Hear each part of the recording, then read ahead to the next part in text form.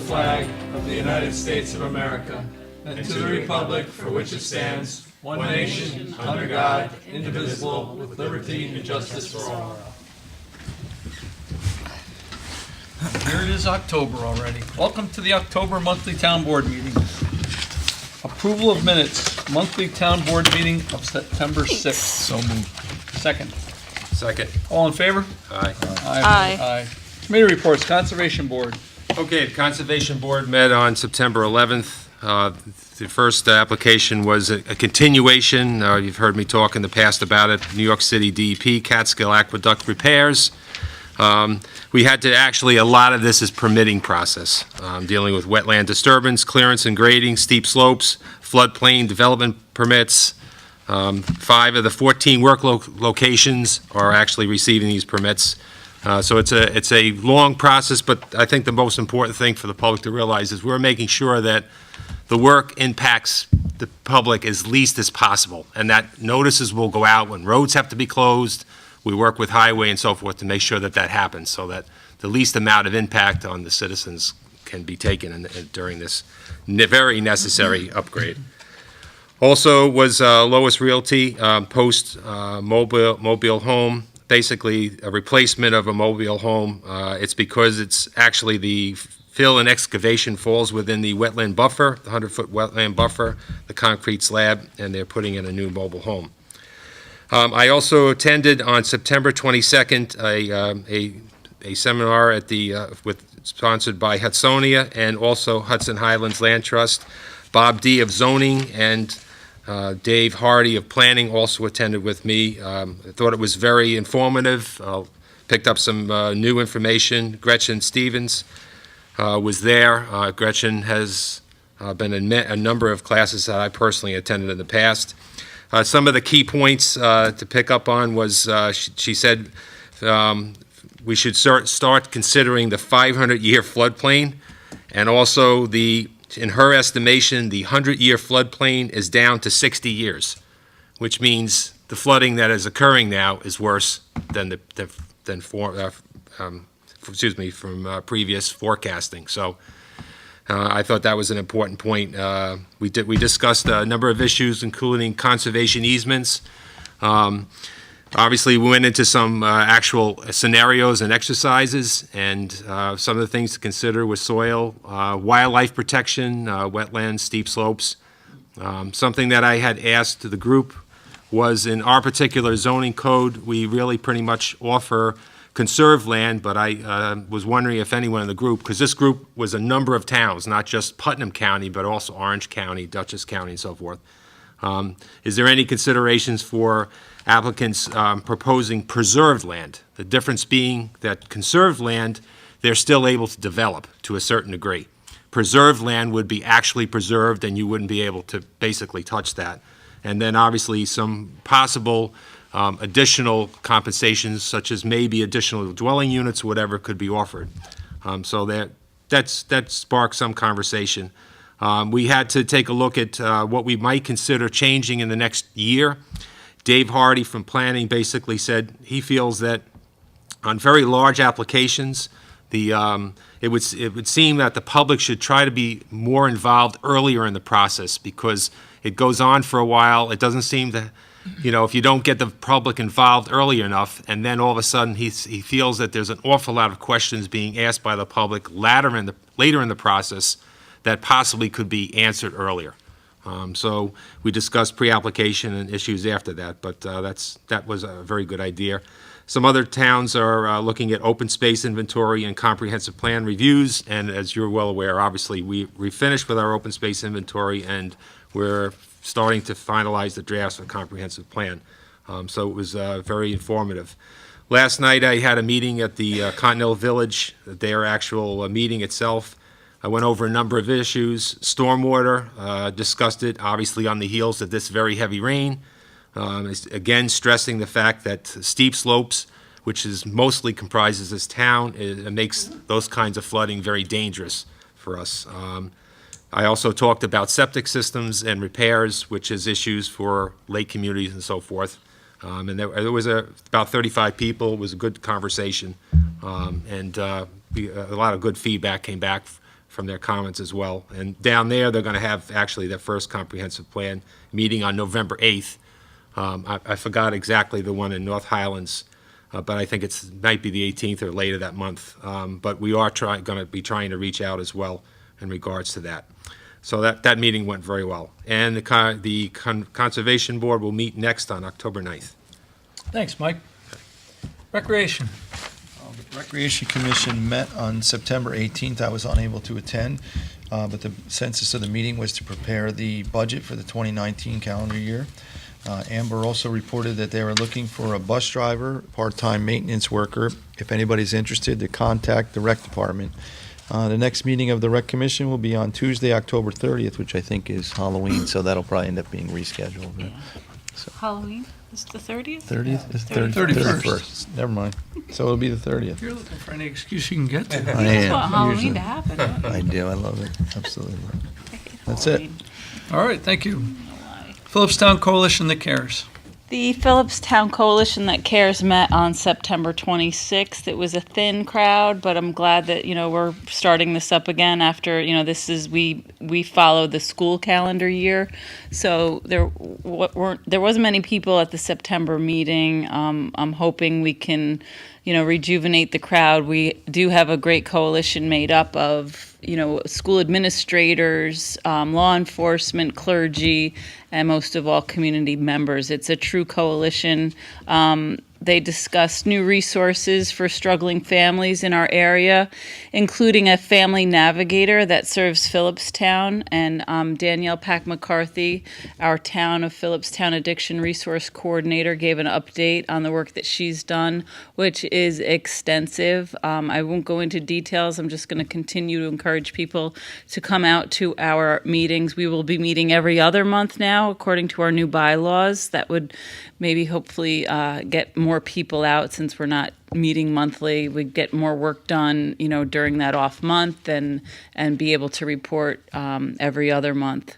Those meetings will post to the Philipstown Communities That Care website, town website. Maybe we can get them up on the municipal channel, and times and locations. Usually they're at 3:30, and we alternate between the Desmond Fish Library and the North Highlands Firehouse. And the next meeting is November 28th at North Highlands Firehouse at 3:30, if anybody's interested. Thank you, Nancy. Thank you. Planning Board. I'll read the planning board. This is submitted by Councilman Flaherty. You want to read it? No, I thought you had. The planning board met on September 20th. There was one correspondence from a washman regarding Campbell approved access on Upland Drive. The Campbell project was approved back in June, but the planning board took no action and no motion to respond to the correspondence, as the access was approved a few months ago. There was a public hearing for a property on Lake Celeste Drive and Old Albany Post Road, tax map number 72.18-1-5. The public hearing was held. There were 13 citizens who spoke against the project. The main reason is that the road conditions today are not good, and it is a narrow road, and it is not maintained very well. It's a private road.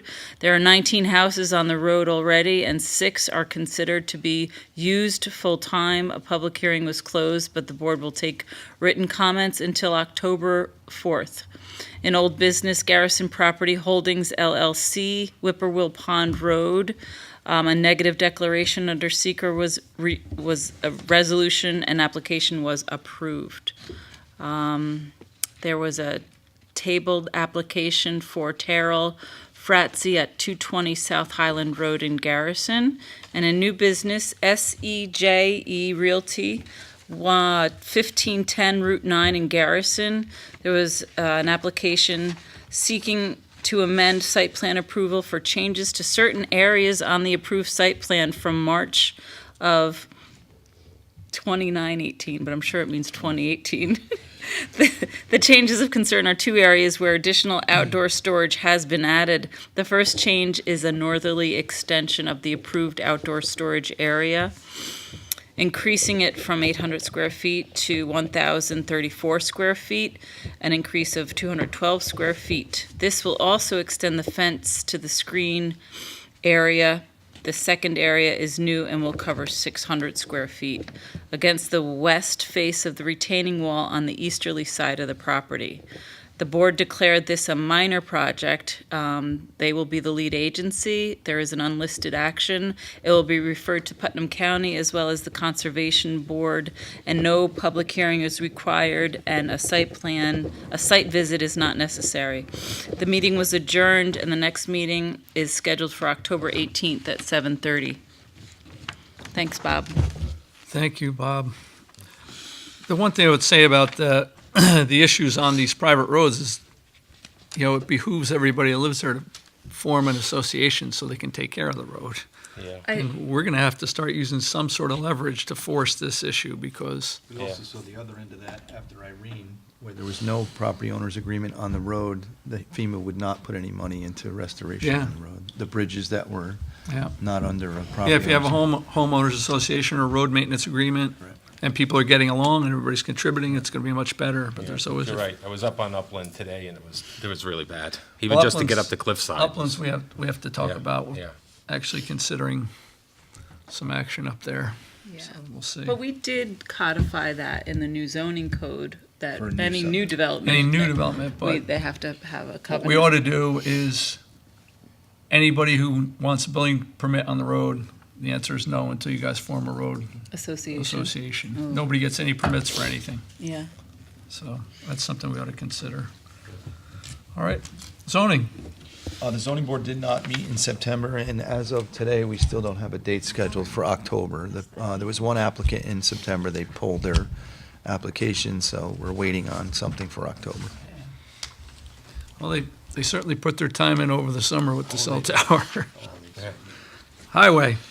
Carl Frazenda, Highway Superintendent, work performed by the Philipstown Highway Department for the month of September. High levels and constant rains have hindered work efforts in keeping up with potholes on the road this month for the highway crew. Crews are out every day in order to rectify the situation, and we ask for your patience in this ongoing work. A jetter truck was rented twice in September to assist in clearing pipes and basins on the roadway. Cleaning waterways continued for the rest of the month. Major drainage work was done on Aqueduct Road at Morris to help ease pooling issues. Finishing touches, driveway aprons, and concaves continued on those roads paved this summer. This work will continue until completed. The Highway Department assisted with the town in attempts to locate a source of water leak on Lower Station Road. The department dug up the water main. No source was found. More tires were found dumped on Indian Brook Road East. This time on the Reeves portion of the road. The DEC was notified and will investigate. Again, we would like to note that this is an illegal act, and although still under investigation, could be punishable with a steep fine. The Highway Department received about 30 phone calls, faxes regarding road complaints or road issues this month, and the Highway Department spent roughly $17,500 in vehicle maintenance. I also like to thank Carl and Adam. They met with myself and Jim Erickson to discuss the approach to the dry hydrant proposed at the rec center. So we were down there for quite a while Yeah, looking at Carl's been a great help too this month with the Garrison Landing Water District. That's what they were talking about, the leak. We're trying to find the leak in the system down there. Yeah.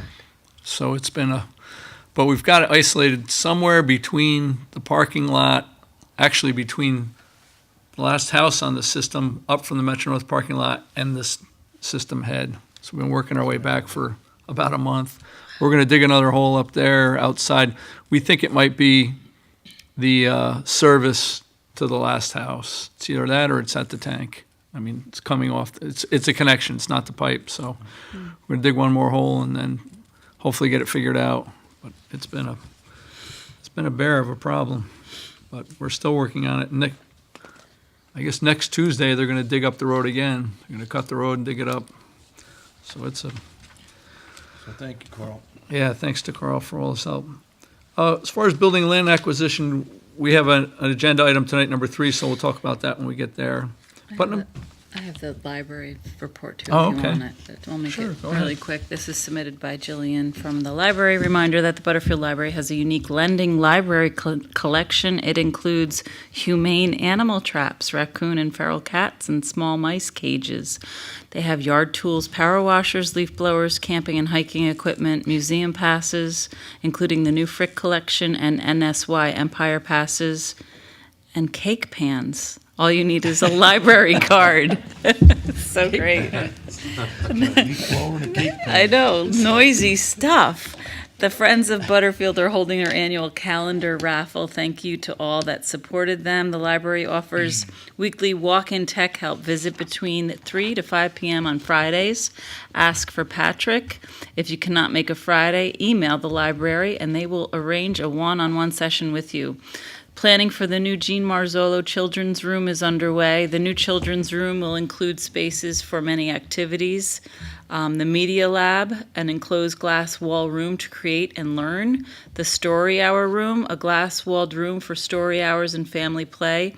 A teen space, a space with flexible furniture for teens and tweens to study or work quietly with friends. Look for plans soon. Any questions, concerns, contact Jillian Thorpe at jbldirector@gmail.com or 265-3040. That's pretty exciting about the Jean Marzolo room. Yeah, It's it is gonna very be much so. No Yeah. glass in the teen So- room. no. It's also exciting to know that we truly are Mayberry. You can borrow a cake pan at the library. It's You so know. great. We got Thank you for that. Putnam County Legislator. How are you? I'm good, thanks. Good. Tuesday night, the legislature finally passed the T21 legislation. Congratulations. Thank you very much. Yes, it's a great initiative. This was the first initiative to come out of the task force, and I hope there'll be many more. 95% of smokers start before the age of 21. And you know, all the problems, and I've spoken about this before, the problems that arise from a 15, 16-year-old vaping. And now we see in the news every day there's something else coming out about the Juul company and the FDA wanting to know what kind of practices they're doing and looking at how they market these products, which anyone looking at something on the shelves when they're labeled bubble gum and whatever, it is geared towards these kids. And the smoking rate in Putnam is 16.5%. And recently there was a survey by the Prevention Council that says students that reported vaping within the past 30 days has doubled the national average. So to say this is not a problem, I don't know where you are, because it is a problem. That's the one that admit to it. Excuse me? The ones that admit to it as well. Yeah, because it's so hard to detect. You know, the devices are small and there's not a lot of vapor coming out, so you don't know they're doing it. The schools are having a terrible time. So this will give the schools, even though the schools have a policy that you're not supposed to vape, this will put a little more meat to it. So, yeah, this will help. And the health department is going to be doing compliance checks. Unfortunately, you know, it was such a struggle to get this through the legislature, but with the help of the American Cancer Society, tobacco, all sorts of agencies, where are they?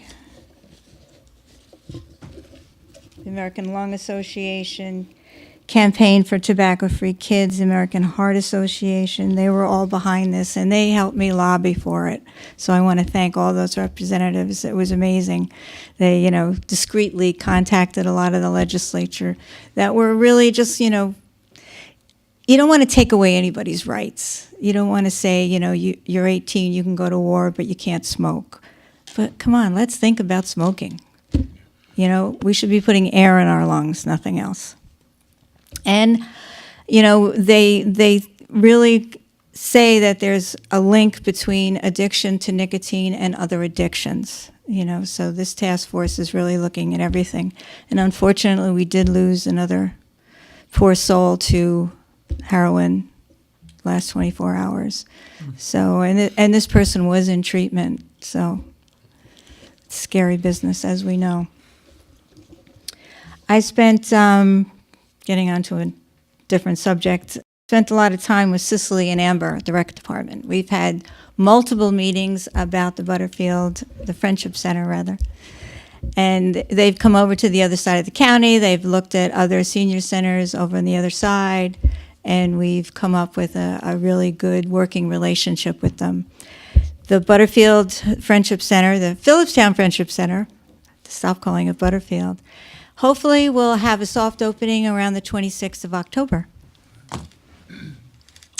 So they're putting tile down now. They're getting ready to do the main dining room floor. The fixtures are arriving soon, the kitchen equipment. The Toomey Arch is up. Holy moly. What? You got to go and see it. It's just fantastic. It's right in the entryway, and it looks like it's been there forever. Neat. It really looks good.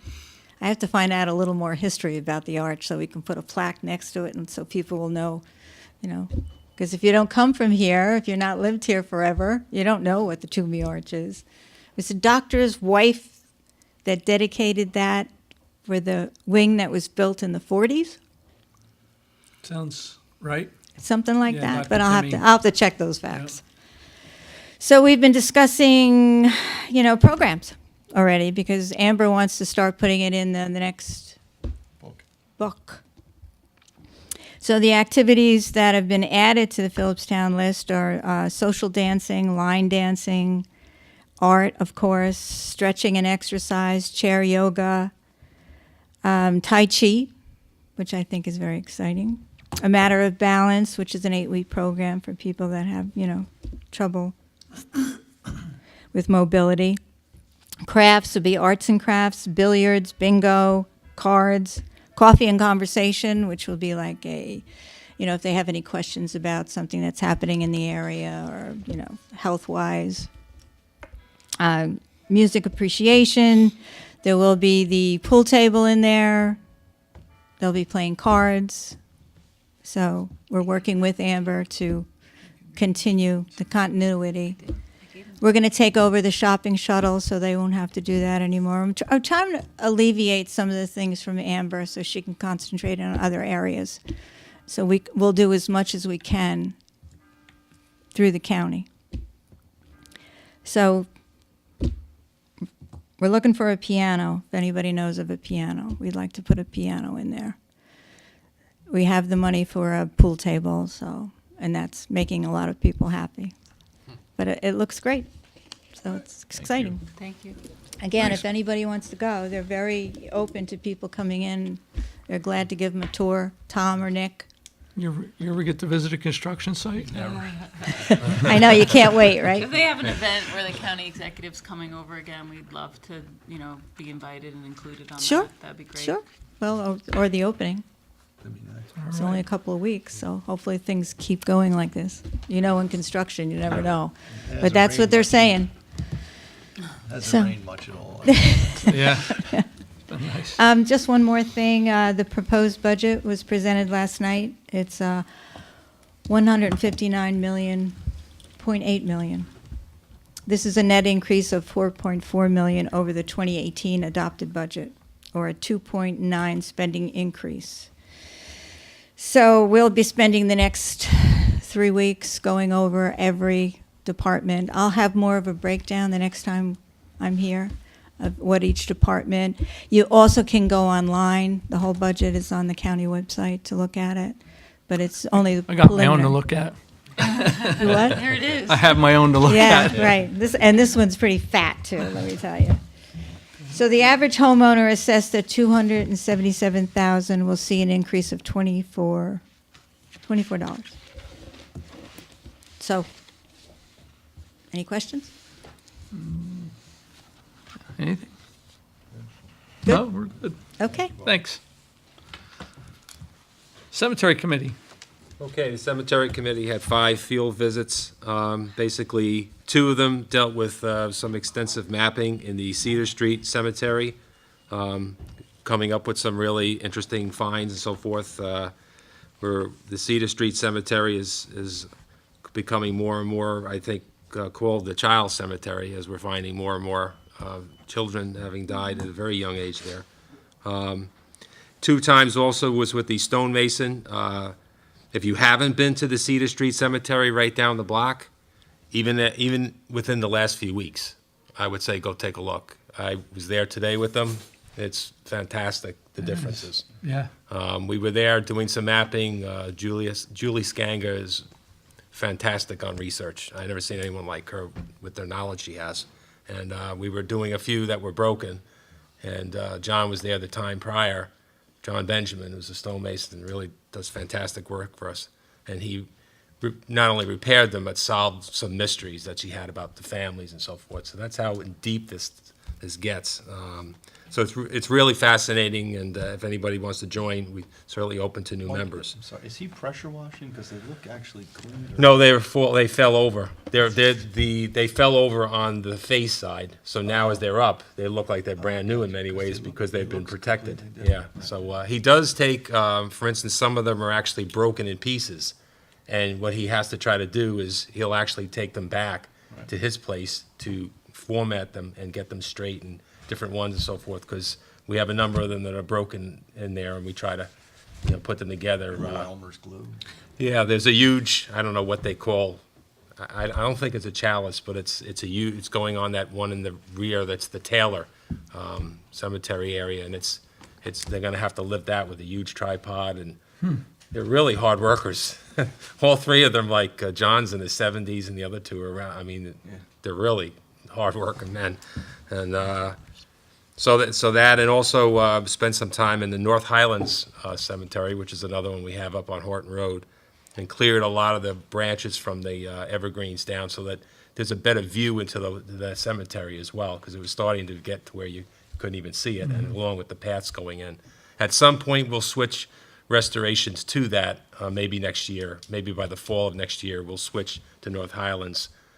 It's our plan with maybe Carmel will go next year, maybe we'll go the year after, but we're really trying to work hard to start to provide tours and maybe tie them into tourism or other issues. So that's our goal within the next few years. So we really need to get these finished, mapped, researched, and come up with talking points so that when you go through the cemetery, there's a lot of fascinating history with a captain who's got down on his grave killed in big letters and explains the stories and so forth. So that's the kind of thing we're trying to do and have that ready and so forth.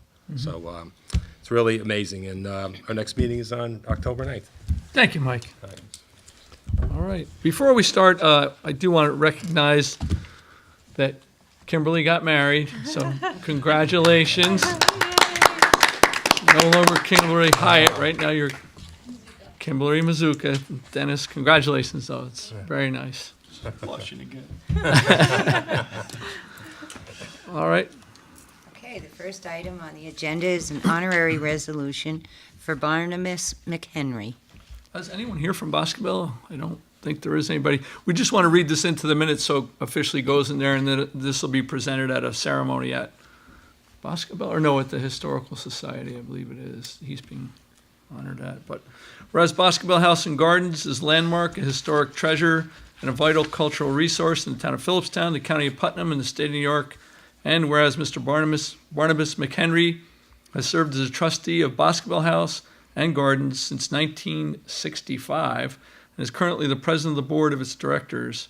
And whereas, in addition to his work at Boscoville, Mr. McHenry has benefited the citizens of New York through his service as a trustee and champion of the Metropolitan Museum of Art, New York City Ballet Lincoln Center, and the New York Zoological Society, the American Museum of Natural History, Scenic Hudson, the Open Space Institute, and the American Conservation Association. That's a busy guy.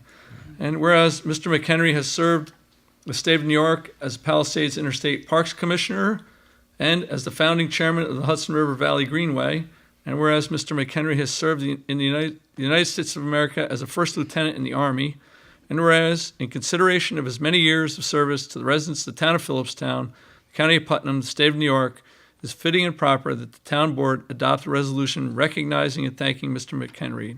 Now therefore be it resolved as follows. The town board of the town of Philipstown hereby recognizes Mr. Barnabas McHenry for his years of service to his county, the people of the state of New York, and the residents of the town of Philipstown.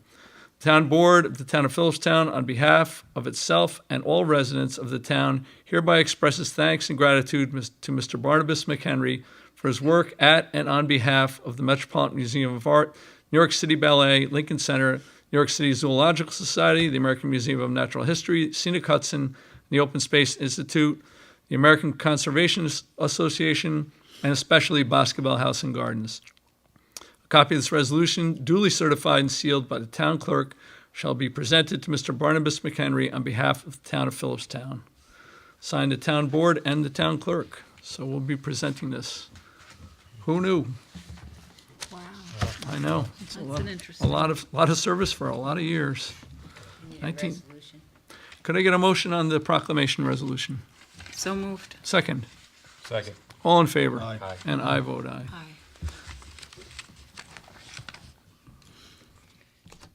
Okay, the next item is a resolution authorizing Carl Frisenda, Highway Superintendent, to purchase a new excavator using CHIPS monies for the purchase. He's looking for a mini excavator of a smaller size than the one they have, so. He has the money through CHIPS, and it's in the budget, so it's his call, and I definitely would support it, because these guys have been doing a lot of work lately. So could I get a resolution authorizing the highway super to purchase the new excavator So using moved. CHIPS funds? So moved. Second. Second. All in favor? Aye. And I vote aye. Next item is a resolution authorizing Supervisor Shea to sign the agreement between the town and Rhinebeck Architecture to prepare the bid documents for the Philipstown Town Hall renovations in an amount not to exceed $4,480. All right, this is in reference to this building, Town Hall, in order to prepare the bid documents so we adhere to all the public works laws, and also the WICS laws, and all of the above, all the things that burden small towns like ours in getting any project off the ground. We do need someone who specializes in this sort of thing. And in order to support Highland Architecture, they have a relationship with Rhinebeck Architecture, so we want to give them that support and get this project set for the spring. We already own the windows, as we've said, and we're raring and ready to go. Also, not just to update the building, but to upgrade the energy efficiency, and also to add this to part of our Climate Smart Communities initiative. So we'll be informed by that, and you'll hear more about the Climate Smart Communities initiative later on in the meeting. So with that, if I can get a motion on the resolution authorizing me to sign this agreement. So moved. Second. Second. All in favor? Aye. And I vote aye. Thank you. Next item is a discussion with regard to approving the AKRF proposal for planning services. I wish Bobby was here. Yeah, he's in California on business, unfortunately.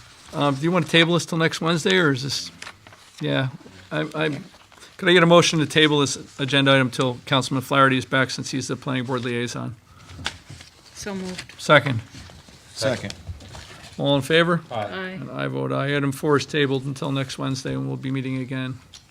Okay, the next item is a resolution authorizing Supervisor Shea to sign the filming permit for Peloton Treadmill Lifestyle Shoot, and this is Nunc Pro Tunc.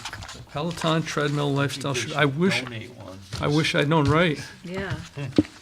I could have been in that. We could put it like right here. They've already done the shoot, and I'm assuming we got our money, so we're happy about that. We're in supporting fitness. So if I could get a motion authorizing the filming permit for Peloton treadmill lifestyle. So moved. Second. Second. All in favor? Aye. And I vote aye.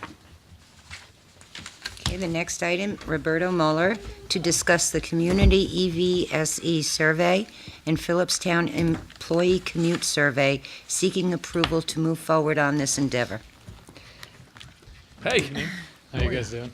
Good. So yeah, we're through our Climate Smart Communities program trying to make progress on the electric vehicle charging station initiative, and also as part of our government operations inventory, conducting a Philipstown employee commute survey.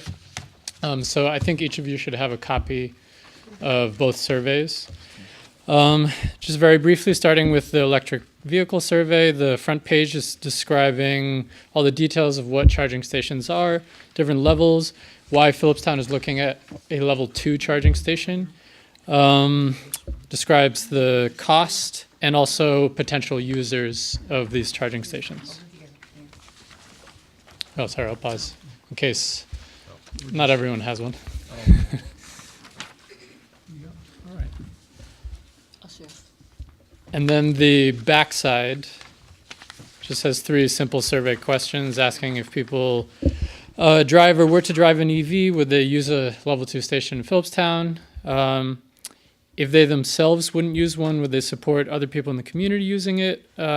Whether to reduce greenhouse gas emissions, attract more customers to our local businesses, or also support neighbors who drive an electric vehicle.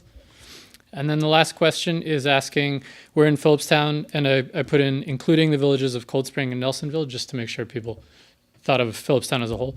Would you like to see level 2 EVSEs or multiple level 2 charging stations? And this can also include private parking lots through the potential mitigation easements that we can do with the state.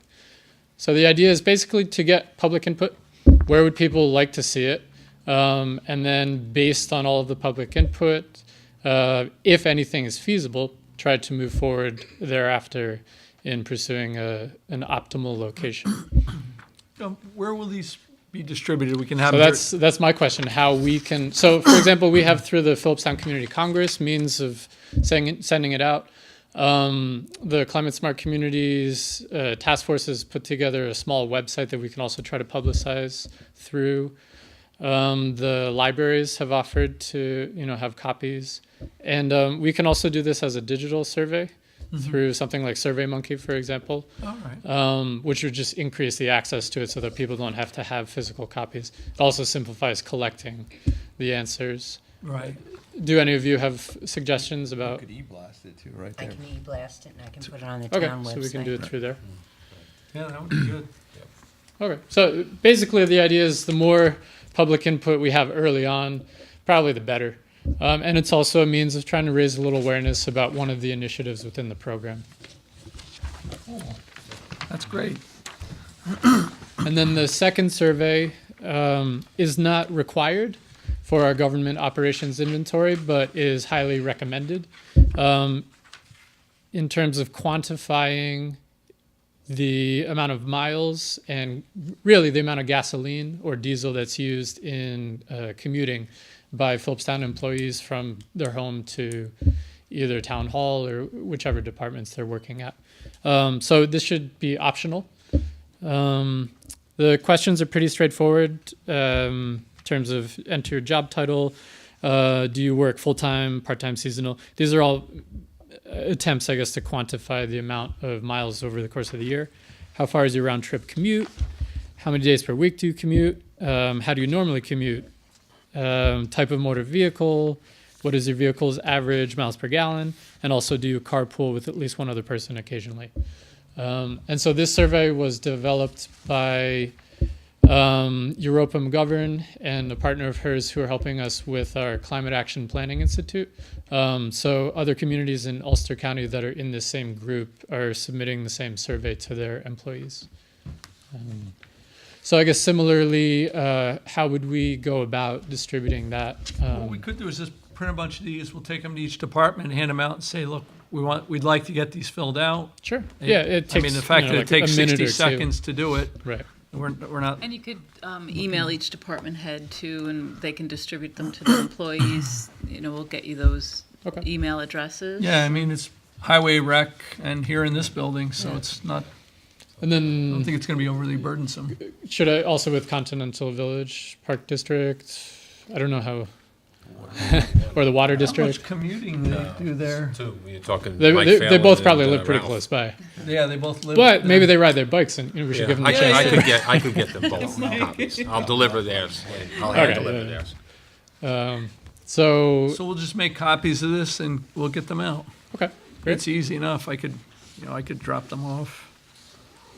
We're gonna meet with all of them for budget workshops. That might That's be a true. good time. We could Ah, hand out. clever. I They like can that. fill it out there. Yeah, but exactly. They can't go. They can't get out. We'll fill this out tonight. Yeah, how's your budget Fire looking? departments You know, are if you fill under this the out. town's workman's comp, right? No, No, just, the LoSAP, Yeah. but Good one. we want to consider. Yeah, that's easy and that's great information too. Cool. All right. Well, thank you very much. Thanks, That's it. Roberto. Thank you. Yes. He does great work, I tell He you. does. He's really on top. I'm going to brag about you for a second. He does a lot of great work. He really motivates the groups. He sends out messages all the time. Where are we at? Do you need anything? And really keeps us, including myself, moving along with the project. So, great job. And he's a Good, good yes. guitar player and banjo player, too. See, I haven't heard that. So. And singer. Hope you feel better. All right. Okay. See you soon. All righty. Okay, the next item is to schedule budget workshops. So I was thinking we could do all the emergency services next Wednesday. Wednesday, the 10th. What time do you want to start? 7.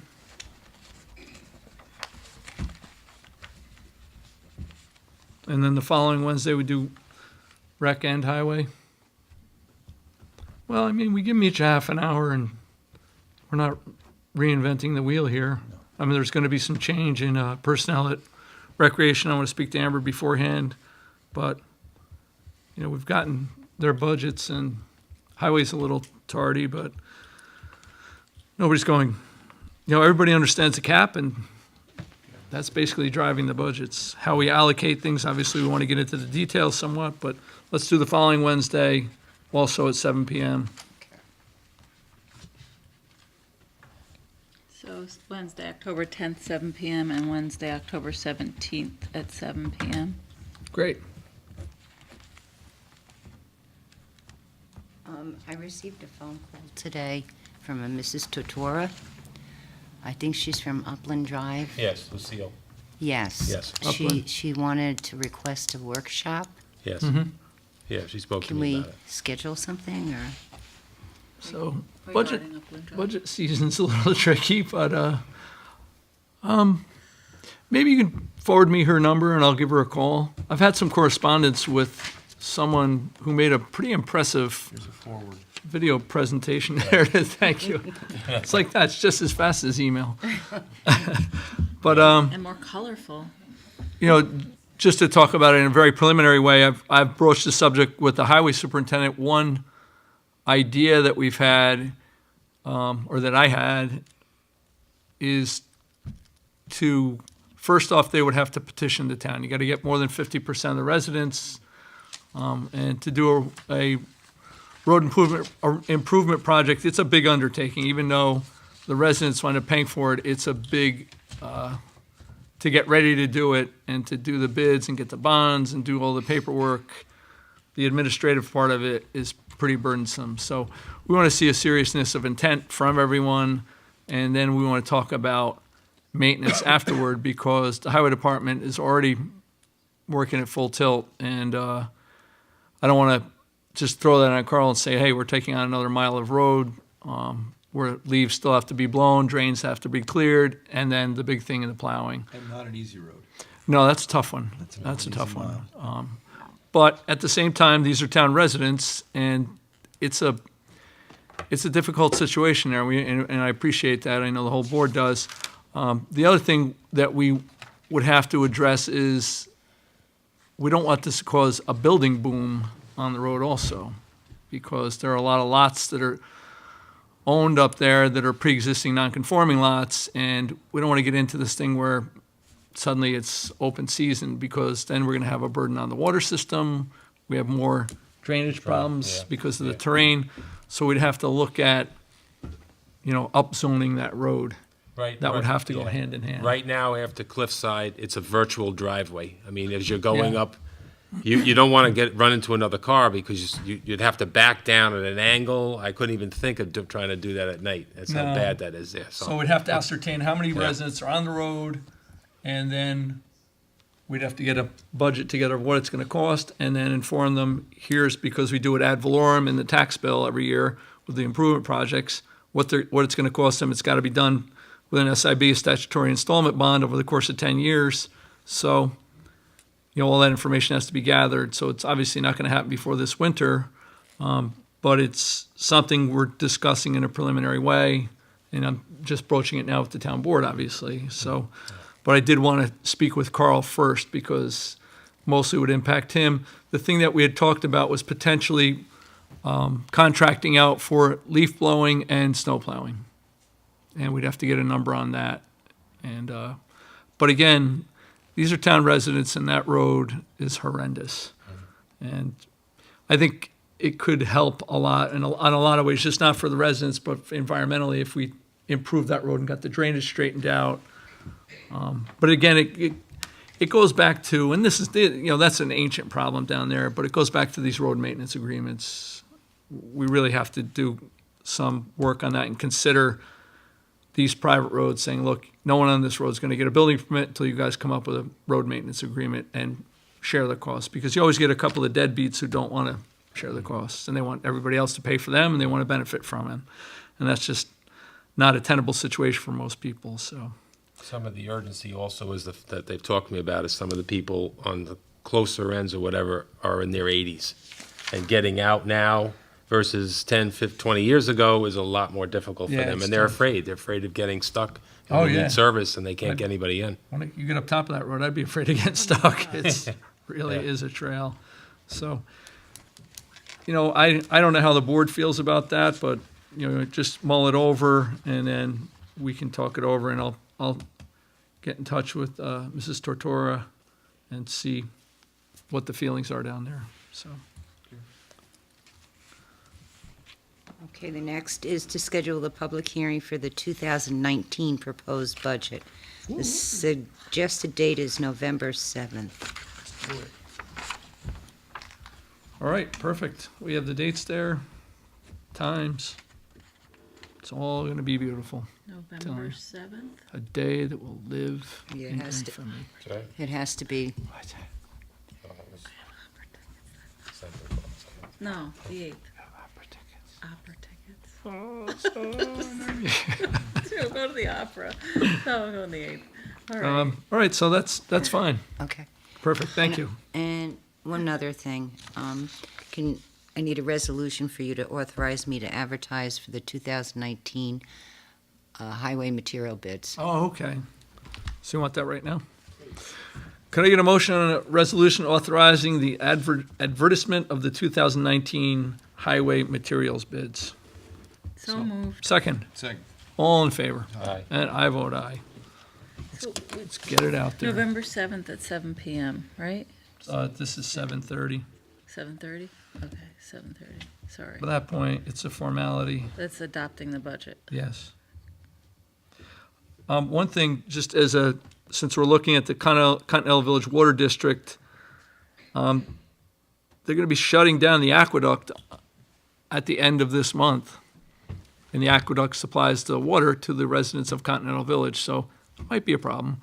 I reached out to the supervisor in Cortland to try to arrange to purchase water through Cortland, and that water would come through the Northern Westchester Joint Waterworks. So I'm working with Ralph Bassignani, who's our Continental Village Water District Superintendent, and I think we have an agreement. It's just going to be about price, because we don't want to, even though it's only going to be shut down for 10 weeks, we don't want to, what it's looking like initially was maybe going up 5-fold. So that was smart for people, to get water. We're going to try to understand it a little better and try to hopefully get something worked out. So far, Supervisor Puglisi in Cortland has been very helpful. And I know we'll have water by the time this thing shuts down. It's just going to come down to, I think, the rate. We have a line that hooks us into Cortland's water system that was put in many years ago and hopefully holds up. It's not ancient, but it's not brand new.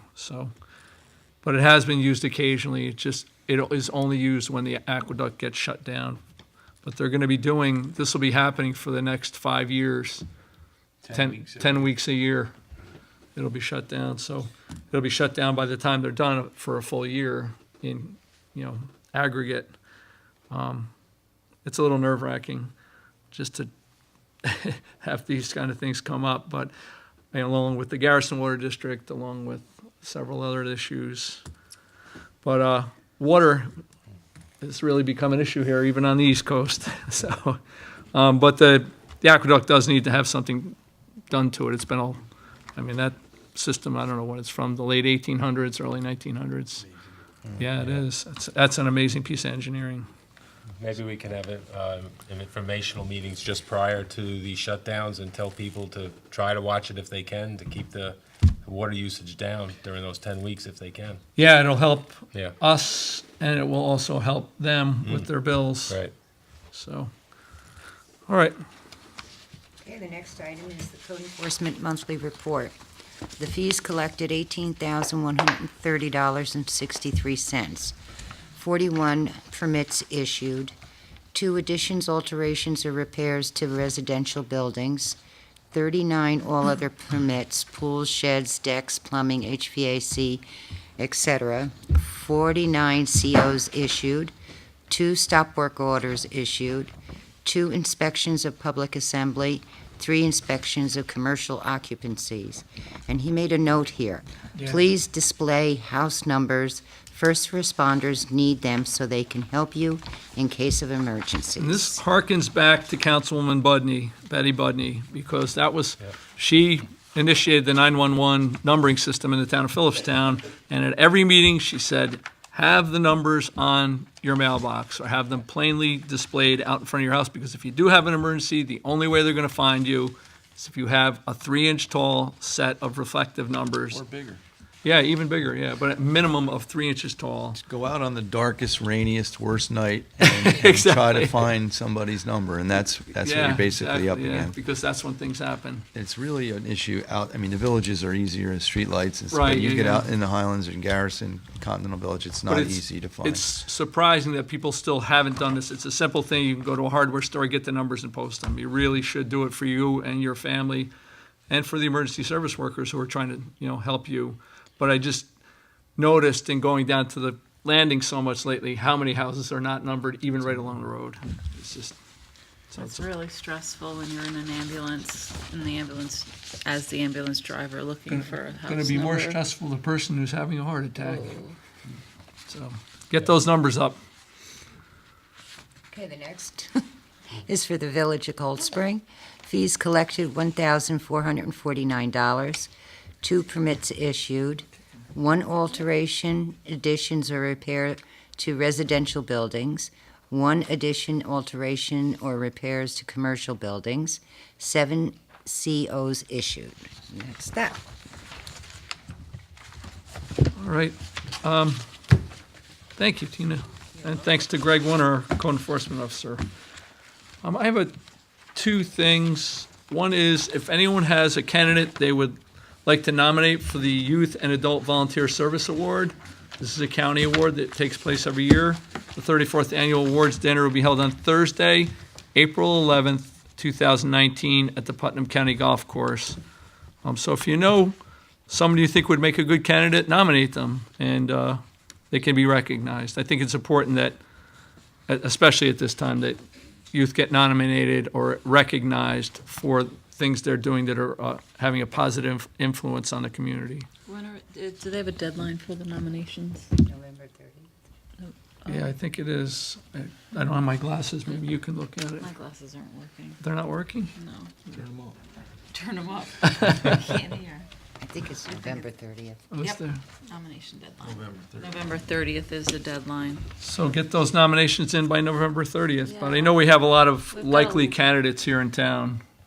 We see it, several times a year with the Eagle Scouts and kids doing projects, so. And we have so many adults too. It's for adults as well, volunteer service for adults and youth. Oh, really? Yeah. I just saw the youth part. So we've got a rich community of volunteers. Right. I had a meeting today with the director of the Audubon, of National Audubon for New York and Connecticut, here at the town hall.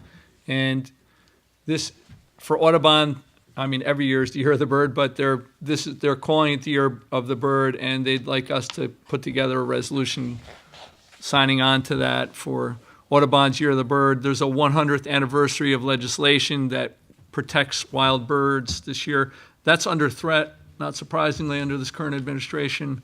They're talking about either just doing away with the law, a 100-year-old law which has served birds well, or really defanging it so there won't be any consequences for things like when the Exxon Valdez had an oil spill and killed thousands and thousands of birds. So there was a $100 million fine at that time. So if you take away these punitive actions, it's really going to cause problems. I mean, it's not just for birds either, but Audubon, their focus is birds, but they really are tuned in on the environment. It was a really interesting meeting, so I'll be following up with them. And also, Eric Lind is leaving Constitution Marsh after 25 years there.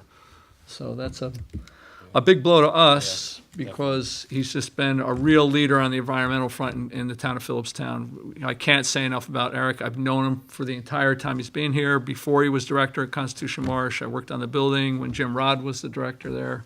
So it's just been he's just got a terrific history, and he is just an incredible wealth of knowledge, and he's moving on into a more science-based position. Yep. So, but we're gonna miss him dearly, that's for sure. And also, just to follow up, I don't know who's been following the cell tower developments. We have 2 cell tower proposals in town. One would be behind the Cold Spring Cemetery, right behind the Butterfield Memorial, which no one really wants to see. That would really, as far as the view shed goes there, we've already knocked down the hospital, so let's not desecrate her tomb. So we're looking at the potential for putting it in our highway garage. There are a lot of negatives that come along with cell phone towers. Everybody has one, so we're all guilty. Nobody likes to see the towers, but they are a necessary piece of the infrastructure. The one thing that would be a couple of things that would be positive about this are we could put our communication tower on top for highway.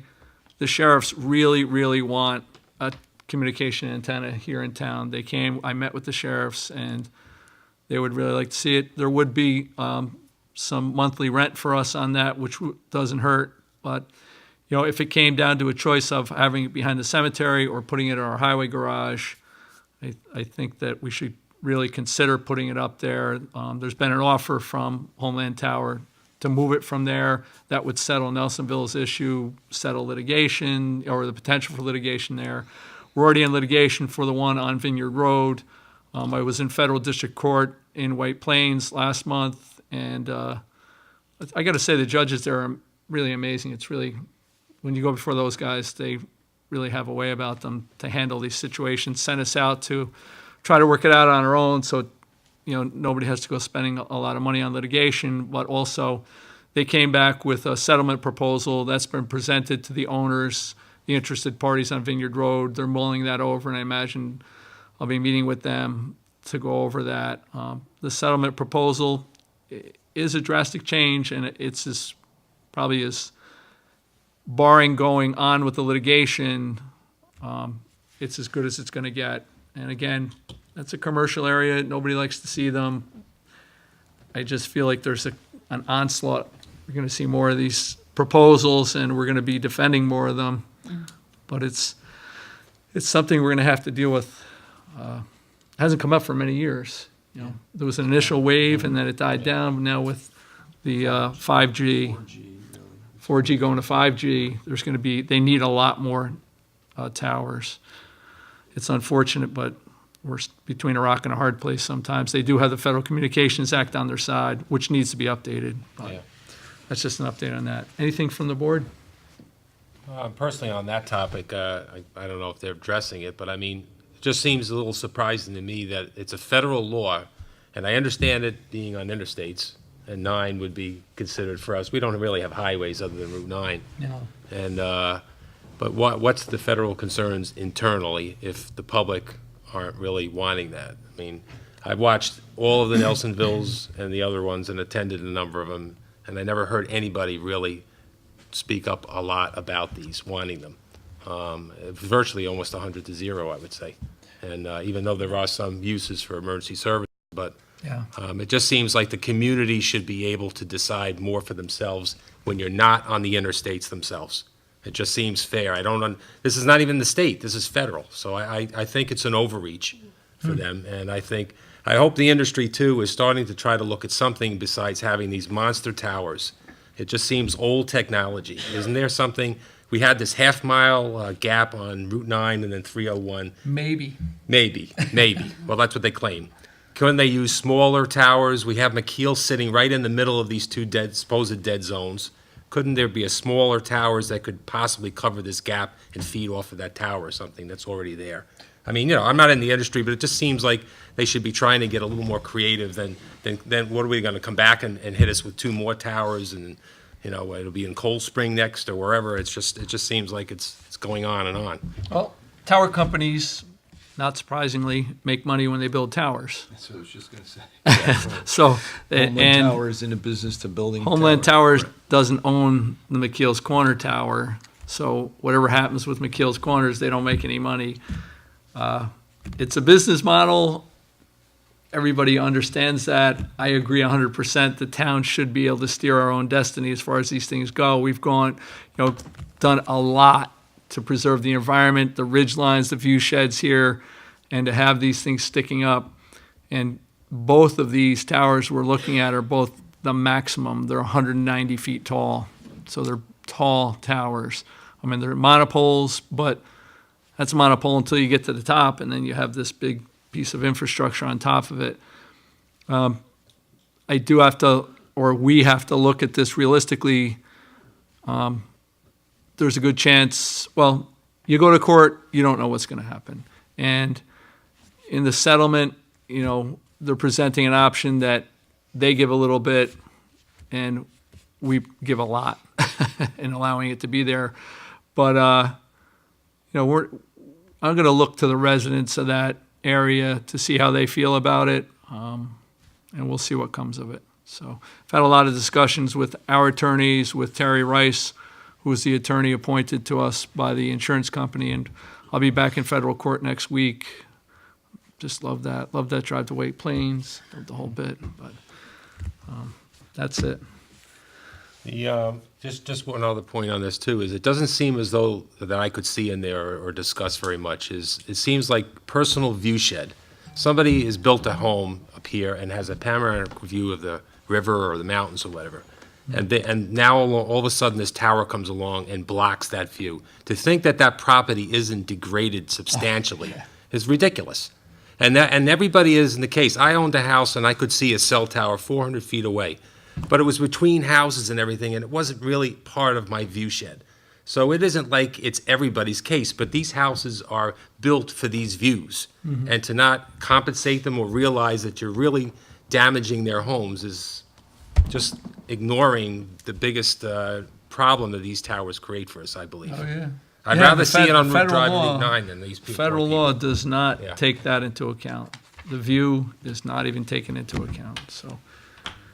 It's a David and Goliath struggle, really is what it is. Thanks for doing it, Rich. We're going up against companies like Verizon, AT&T, Homeland Tower. They have pretty much unlimited resources and time, and they'll go to court for as long as it takes.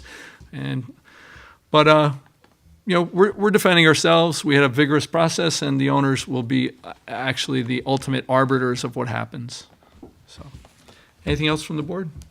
Just quickly, I had a Yes. meeting with the residents in Garrison and along the Sugarloaf property, the old Riverkeeper property Oh, and yeah, yeah. structure, and the state parks and DEC were involved in the meeting. Preliminary discussion, many neighbors came out and concerns about maintaining that field and the invasive species and not being able to use the hay when it's mowed, and state parks and the DEC actually maintaining and mowing that property, which I believe they haven't done this year. So it's the maintenance of that property is of great concern to the residents, as long as the road and the house, the house itself. And so I would suggest that the town be involved in that conversation to some degree, if we can possibly help facilitate the conversations, just even through your office and keeping track of it or something, it would be helpful. There's it's too broad right now. I'm trying to have conversations to narrow it down exactly what they want to do, and I'd be happy to meet with DEC and Parks on that as well and give you guys information as it comes in. And also, just quickly, I had an email introduction. Our Putnam County rep to the MTA, Neil Zuckerman, is going to set up a meeting between myself and Patrick Warren, who is the new MTA safety chair. They call safety czar, and I'm looking forward to meeting with him and discussing, all that is happening on our trains as far as safety is concerned, and to get a clear picture as where they stand with positive train control. But there's a lot to talk about regarding safety on the trains. Bigger conversation, that I'd like to have too is enforcement and drug trafficking, which seems to happen mostly, that's the vehicle for drugs to come into our community. So, lots to talk about. I'm really looking forward to that meeting. I'm just trying to set aside the time to do it. Yeah, and that's been the case for years with the drug trafficking. Yeah. I mean, they're going all the way up to Hudson. Yeah. It's crazy. It's like a commuter job. Yeah. It's sick, but that's been going on for 25 years, probably longer. Yeah. And on top of all of the safety issues that have needed to be addressed, that they're kind of slow to address. But I think, everybody's very excited about Patrick Warren being on board of the MTA. So I'm looking forward to that meeting. What was your initial impression down in Garrison? Are they open to the idea of maintaining that field a little more? The DEC and DEC. Parks, a little more, meaning what they did in the past is what they're open to. And they're going to come up with a plan, and my fear is the plan is going to involve pesticides, and they're open to, alternate solutions. So I think that's why we as a town want to be on board with the conversation. They're open to, doing the maintenance that's required, and again, they're going to come up with a written plan over the course of the next year, probably. So I really want to be involved in what that plan is. Well, thank you. Sure. Anything from the audience? You guys have been here all night. Yeah, so sorry. It sounds like Lucille beat me to it, but I'm Michael Natiello from Upland Drive. Thank you. Oh, okay. Thank you very much. Did you put together the online presentation? Sure. I did not. The video you're referring to Yeah. earlier, that's by Andrew Stein, one of Very our neighbors. impressive. Yeah. Thank you. So we're formally here to request a workshop with you Okay, to talk about Upland Drive. okay.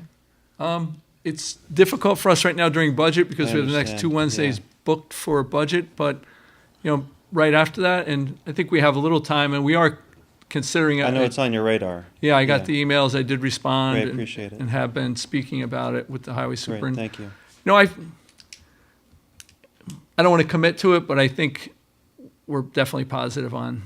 Great, thank you. Again, it's going to take a petition, a formal petition from the residents of the road, 51% or greater, Oh, in order to float a bond or? in to- order for us even to consider this. Right. That may be some others' concerns. Those not particularly my own concerns. So, I mean, we can talk about this in the workshops. Yeah. But just so everyone's aware of that, there does Yeah. need to be a formal petition Right, yeah. process. And there is a road agreement, but it's the same. Not all are on board.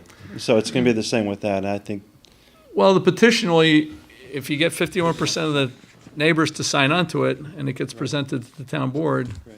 that's it. Yeah. You know, I mean, then, my concerns are more in regards to past developments or potential developments that have come across in front of the planning board and the recent approval right of access. approval of access, yeah. And why there seem to be some inconsistencies in what is required of one that wants to build on the road.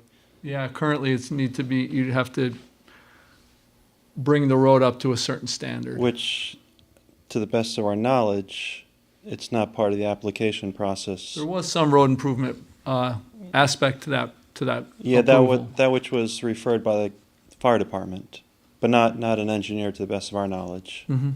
Yeah, so we'd like to see that document, that an engineer drafted, showing how the road does or does not conform to town code. Well, we know that the road does not conform to town Right, code. so that's one thing that was set forth by, I guess, the town engineer Mhm. in a pre-application meeting in 2016 Mhm. to show the road with drainage, so on and so forth, and then to suggest improvements. Right. How it may be at least closer to what our standards Right, may or may not be. and it is within our purview to Of call for course. alternate road standards. Right, of course. So, but I think an improvement project on that road would be just that, an improvement. Right. So, if we're talking about improvements, we're talking about drainage, pavement, sight Right, lines, yeah, widening. so in the past, it was 20 feet wide, 2 The inches whole- of pavement. Yeah, you the know, whole, less it's than more than 2 10% inches, grade. yeah. Yeah, and so 2 inches of base consequently, coat. they couldn't do that, so they dropped the project. Yeah, I know, it was Cronin Yeah. years ago. Yeah, Cronin, Ricky, Spica. Yeah, they were talking about going in there Stutthauer, yeah. and really doing a large-scale development. We own a lot of lots, it's a town called NREM Properties on that, but, Yeah, 21. or again, so. I'd like to see just, sort of not a moratorium, there would have to be an initial moratorium on building, but also an upzoning, just saying, look, if you're gonna build on this road, you're gonna need more than these postage stamp lots that historically were summer camps. Right, exactly, yeah. So- Yeah, and so since we've had a lot next to us sell, surveyor's been there surveying properties, so we are afraid that, this is setting a precedent for future development that. Well, then we should strongly consider putting a moratorium on until we get it Yeah, straightened I would out. appreciate that. Yeah, so I'll talk to the town attorney about Right. that. Yeah, we can get a I don't handle want on to it. take up your time or audience's time on the matter, I appreciate it, but, Maybe there's a time that you can meet personally with a couple of the residents. Yeah, we could set Don't have aside to a wait. time that I could meet personally with a group that's here great. here Yeah, at Town Hall. come to the road, I or, could or, come down there or the at some point. clubhouse, or, yeah. Yeah, so I'll think about Absolutely. that. Maybe you guys think about some dates, maybe toward the end of the day where everybody's getting home from work and it's Exactly. still light out and we can Appreciate it. take a little You don't walk. have to wait till Okay. budget's over, Yeah. Rather than them trying to set aside a night with all of us. You Right, know, exactly, yeah. We'll work something out. Great, thank you so much. Yeah, thank you. Thank you. Sorry. It's okay. I can join you on that too, if you want to do it. All right, I'll give you a shot. Yeah. Anything else from the audience? Approval of vouchers, general, So moved. second. Second, All in favor? Aye. I vote aye. Highway, So moved. second. second, All in favor? Aye. I vote aye. Continental Village Park District, So moved. second. Second. All in favor? Aye. I vote aye. Continental Village Water District, So moved. second. Second. All in favor? Aye. I vote aye. Motion to adjourn, So moved. second. Second. All in favor? Aye.